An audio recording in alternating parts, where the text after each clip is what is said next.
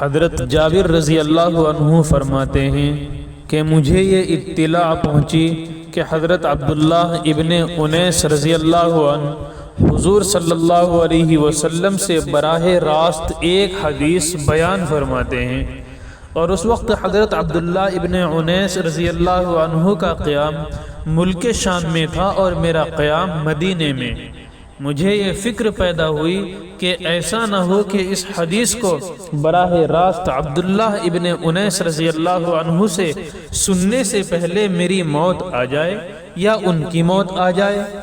اس لیے میں نے ایک عمدہ ترین اونٹ خرید کر ملک شام کا سفر کیا اور پورے 1 ماہ سفر کر کے شام پہنچا اور عبداللہ ابن انیس رضی اللہ عنہ کا دروازہ کھٹکھٹایا اور دربان سے کہا،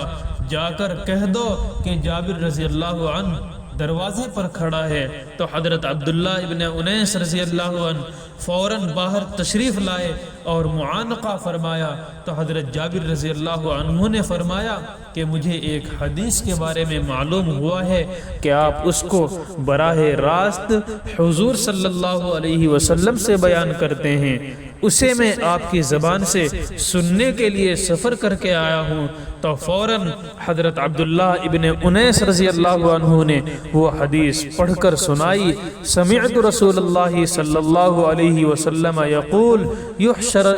اللہ الناس یوم القیامت عراتا۔